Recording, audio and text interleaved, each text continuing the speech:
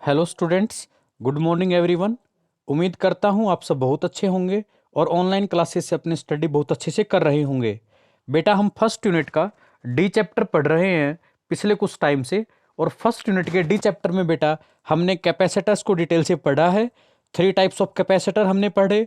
Capacitor की capacity हमने find करना सीखा है। आज बेटा हम एक कैपेसिटर में स्टोर होने वाली एनर्जी के बारे में डिटेल से पढ़ने वाले हैं। That is energy stored in a capacitor.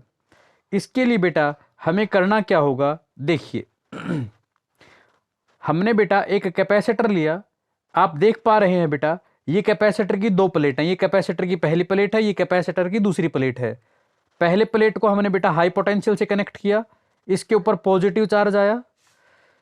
अब according to charging by induction method, second plate के इनर सरफेस पे नेगेटिव और आउटर सरफेस के ऊपर उतना का उतना पॉजिटिव चार्ज आया, और इस पॉजिटिव को बेटा हमने अर्थ करवा दिया। बेटा यहां चार्ज स्टोर हुआ, यहां प्लस आप देख पा रहे हैं बेटा, पहली प्लेट के ऊपर प्लस क्यू चार्ज स्टोर हुआ है, दूसरे के ऊपर माइनस क्यू चार्ज है।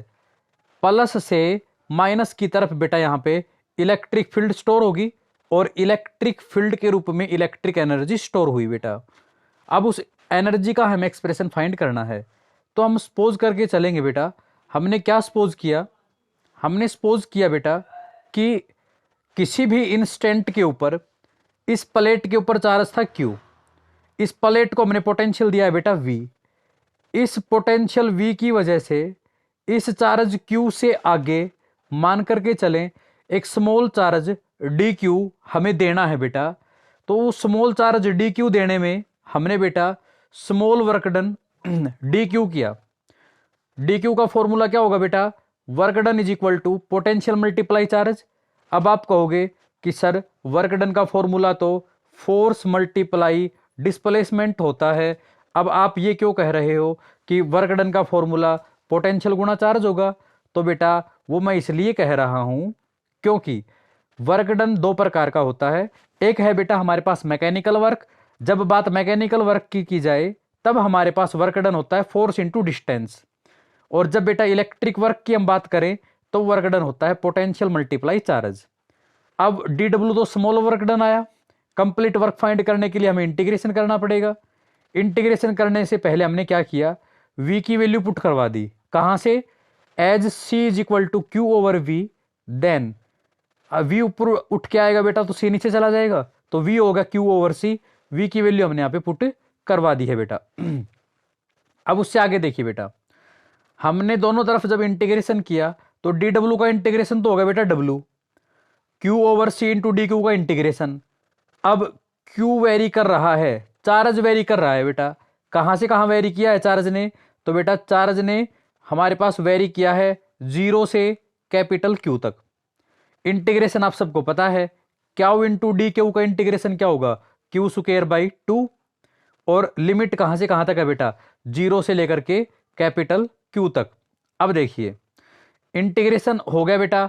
इंटीग्रेशन की लिमिट को हमने सोल्व किया, upper limit minus lower limit, तो वर्क डन हमारे पास आ गया W is equal to Q square over 2C। अब बेटा ये जो वर्क डन है ना, यही किसके रूप में स्टोर होगा? एनर्जी के रूप में। That is U is equal to Q square over 2C। अब बेटा एक फॉर्मूला हम और पढ़ते हैं।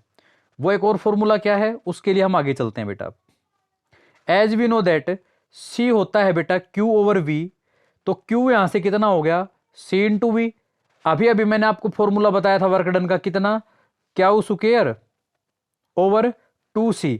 तो बेटा नीचे हमने 2C तो लिख लिया, 2C तो नीचे लिखा हुआ है। अब Q की जगह ऊपर जो Q का स्क्वायर था ना, उसकी जगह हमने क्या लिखवा दिया? C square V square. एक C से एक C कैंसिल हो गया, क्या रह गया बेटा? Half of C multiply V का स्क्वायर। तो हमारे पास वर्क डन के बेटा 2 फॉर्मूले आ गए। क्या क्या? W is equal to half of CV square और Q स्क्वायर ओवर 2C। और यही क्या है बेटा? हमारा energy store in the capacitor. ये था बेटा हमारा पहला टॉपिक। अगला टॉपिक बेटा एनर्जी डेंसिटी। बेटा कभी भी डेंसिटी फाइंड की जाती है ना, किसी भी चीज की डेंसिटी निकालनी हो बेटा, मास की डेंसिटी निकालनी हो, एनर्जी की निकालनी हो, हम किसी भी चीज की डेंसिटी, चार्ज की डेंसिटी निकाल रहे हो, तो बेटा देखा जाएगा कि ऑब्जेक्ट कैसा है। यदि बेटा ऑब्जेक्ट लीनियर है तो वहां पे लीनियर चार्ज डेंसिटी लैम्डा पढ़ी जाएगी। प्लेन ऑब्जेक्ट है तो बेटा वहां पे डेंसिटी सरफेस डेंसिटी सिग्मा पढ़ी जाती है।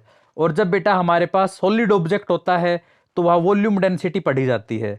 अब बेटा कैपेसिटर तो सॉलिड ऑब्जेक्ट होता है तो वॉल्यूम डेंसिटी पढ़ी जाएगी, तो क्या हो जाएगा एनर्जी बटे वॉल्यूम। तो देखो हमने यहां पे क्या किया, एनर्जी डेंसिटी को बेटा स्मॉल यू से रिप्रेजेंट करते हैं। फॉर्मूला क्या होगा, total energy with in plates, capacitor की प्लेट के अंदर जो एनर्जी स्टोर हुई है वो पर यूनिट वॉल्यूम। क्योंकि सॉलिड ऑब्जेक्ट है तो वॉल्यूम होता है तो वॉल्यूम से डिवाइड किया बेटा हमने।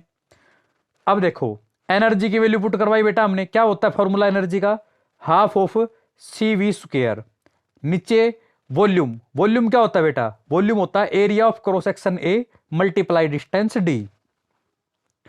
अब बेटा पोटेंशियल का एक फॉर्मूला होता है इलेक्ट्रिक फील्ड मल्टीप्लाई डिस्टेंस। तो वी का स्क्वायर चाहिए ना अपने को, तो वी का स्क्वायर कितना हो जाएगा, ई का भी स्क्वायर कर देंगे बेटा और डी का भी स्क्वायर कर देंगे। तो हमारे पास बेटा वी के स्क्वायर की वैल्यू पुट करवाई तो बेटा एनर्जी कितना आ गया, ये वाला बेटा हाफ ऑफ सी। वी के स्क्वायर की वैल्यू पुट करवा दी ई स्क्वायर डी स्क्वायर, और नीचे बेटा वॉल्यूम था ये एरिया मल्टीप्लाई डिस्टेंस डी। अब बेटा हमें इस सी की वैल्यू और पुट करवानी है। यहां पे कैसे पुट करवाएंगे, देखो सी होता है क्या, A epsilon not over D. अब बेटा हमने ये वाली वैल्यू पुट करवाई तो यू कितना हो गया, हाफ ऑफ, ये तो सी की वैल्यू, ये वी के स्क्वायर की वैल्यू और नीचे वॉल्यूम की वैल्यू। बेटा ए से तो ये एक कैंसिल हो गया, डी मल्टीप्लाई डी, नीचे बन गया डी स्क्वायर और उसे ये डी स्क्वायर कैंसिल हो गया। क्या बच गया बेटा हमारे पास, तो हमारे पास रह गया u is equal to half of epsilon not E square. तो ये था बेटा हमारा एनर्जी डेंसिटी। नेक्स्ट बेटा